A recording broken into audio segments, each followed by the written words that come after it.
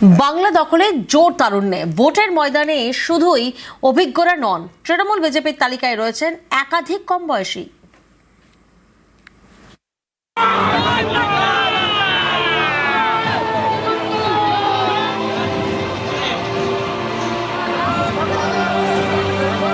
তৃণমূল বিজেপির প্রার্থী তালিকায় একাধিক তরুণ মুখ, নবীন প্রবীণে ভারসাম্যের চেষ্টা। তৃণমূলের ঘোষিত 291 জন প্রার্থীর মধ্যে 4 প্রার্থীর বয়স 30-এর নিচে, 38 জন প্রার্থীর বয়স 31 থেকে 40-এর মধ্যে।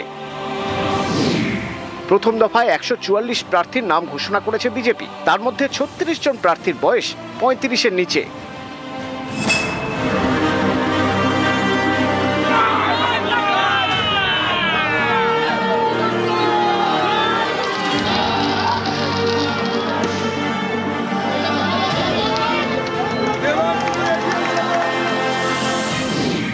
দেবাংশু ভট্টাচার্য বর্তমানে তৃণমূলের আইটি সেলের ইনচার্জ। 2024 লোকসভা ভোটে তমলুক থেকে তাকে প্রার্থী করে তৃণমূল, সেখানে হেরে যান।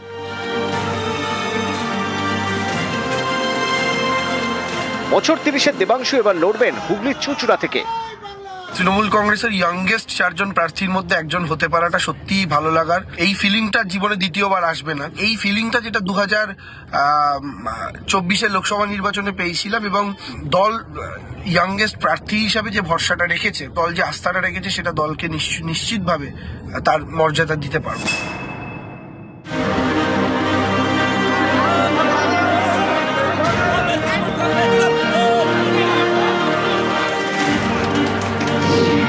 জলপাইগুড়ির মেয়ে স্বপ্না বর্মন দেশের প্রথম সারির অ্যাথলিট। 2018 এশিয়াডে হেপ্টাথলনে সোনা জেতেন। 2022 সালে অর্জুন পুরস্কার পান। বছর 29-এর অ্যাথলিট এবার তৃণমূলের বড় বাজি। জলপাইগুড়ির রাজগঞ্জ কেন্দ্রে তাকে প্রার্থী করেছে শাসক দল।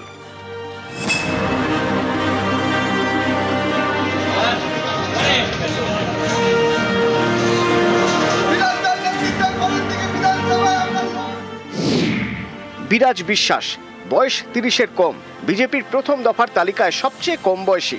জলপাইগুড়ি ল কলেজে পড়াশোনা, আইনজীবী হিসেবে কলকাতা হাইকোর্টে প্র্যাকটিস করেন। একসময় এবিভিপির রাজ্য সম্পাদকের দায়িত্বে ছিলেন। এবার দায়িত্ব বেড়েছে। উত্তর দিনাজপুরের করণদিঘি থেকে তাকে প্রার্থী করেছে বিজেপি। একটা সেন্স অফ রেসপন্সিবিলিটি, একদিন স্টুডেন্ট ছাত্র সমাজের একটা অ্যাক্টিভিজম করেছি, অ্যাজ আ আইনজীবী হিসাবে, অধিবক্তা হিসাবে কলকাতা হাইকোর্টে লিগ্যাল অ্যাক্টিভিজম। এরপরে এখন মনে হলো সামাজিক অ্যাক্টিভিজম দরকার।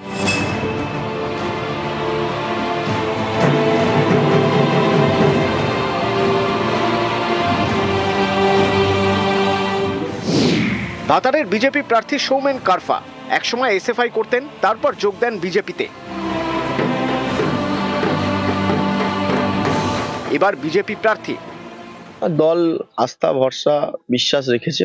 মোদিজির সৈনিক, বিজেপির যারা কর্মী, প্রত্যেকে যে সরকার হবে আমাদের নিশ্চিত, এই সরকারের মধ্যে এই সিট নিশ্চিতভাবে থাকবে।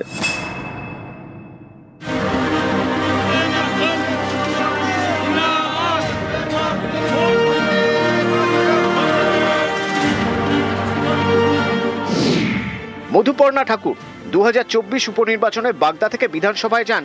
বছর 25-এর মধুপর্ণা বাবা প্রয়াত তৃণমূল সাংসদ কপিল কৃষ্ণ ঠাকুর, মা তৃণমূলের রাজ্যসভার সাংসদ মমতা বালা ঠাকুর। এবারও উত্তর 24 পরগনার বাগদা থেকে তৃণমূলের টিকিটে লড়বেন মধুপর্ণা। প্রথম টাইম তো আমি প্রার্থী হচ্ছি না, আগেও আমি 24 সালে বাই ইলেকশনে আশীর্বাদে ঠাকুর বাড়ির প্রতি আস্থা রেখেছিল যে জয়লাভ করতে পারে, সকলের আশীর্বাদ নিয়ে। আমার থেকে অনেক যারা 50 বছর 40 বছর ধরে রাজনীতি করছে, অভিভাবক যারা আছে, বাগদার যারা বড়রা আছে, যারা আমার, সকলকেই তাই বলেছি, আপনারা যেইভাবে আমাকে চালাবেন আমি সেই পথেই চলবো। বাগদা বিধানসভা এবার আমরা সবুজ আবির আমরাই খেলব।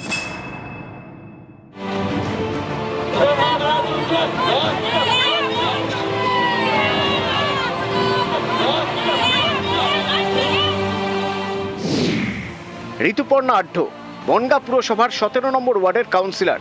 বাবা শঙ্কর আঢ্য বনগাঁ পুরসভার প্রাক্তন চেয়ারম্যান, মা জ্যোৎস্না আঢ্য বনগাঁ পুরসভার ভাইস চেয়ারম্যান। অল্প বয়সেই রাজনীতিতে হাতেখড়ি ঋতুপর্ণার।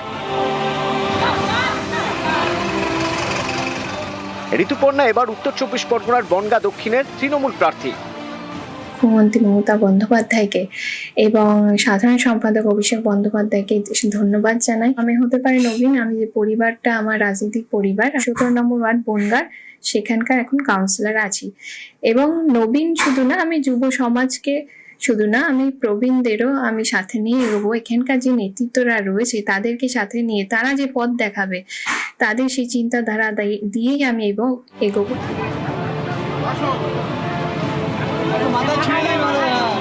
নিউজ 18 বাংলা।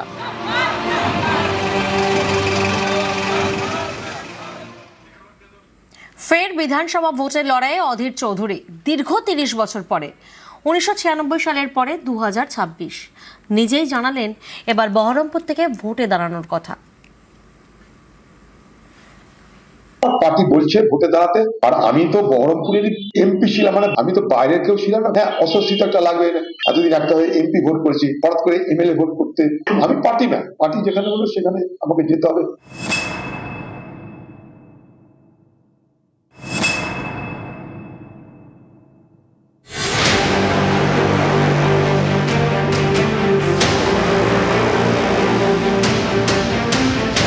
দল এখনো ঘোষণা করেনি, কিন্তু অধীর চৌধুরী নিজেই জানিয়ে দিলেন এবার বিধানসভা ভোটে তিনি লড়বেন এক সময়ের দুর্গ বহরমপুর থেকে।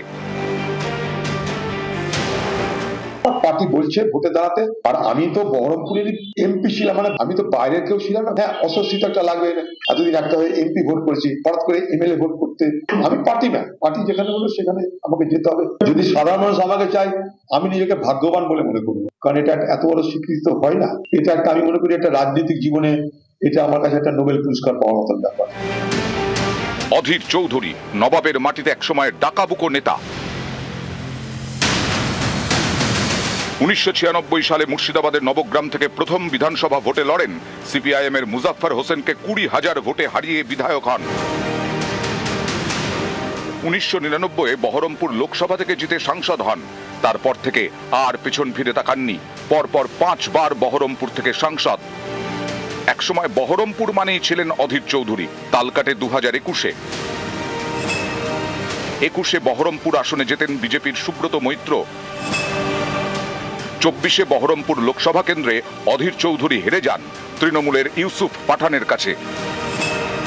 কিন্তু বহরমপুর বিধানসভায় প্রায় 7,000 ভোটে লিড ছিল বাম কংগ্রেস জোটের। এবার একলা চলার পথে কংগ্রেস। বহরমপুরে বিজেপি প্রার্থী করেছে সুব্রত মৈত্রকে, তৃণমূল প্রার্থী করেছে নারুগোপাল মুখোপাধ্যায়কে, আর কংগ্রেস প্রার্থী অধীর চৌধুরী।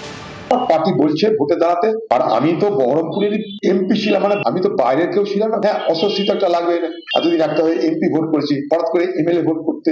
আমি পার্টি না, পার্টি যেখানে বলবো সেখানে আমাকে যেতে হবে। নিউজ 18 বাংলা।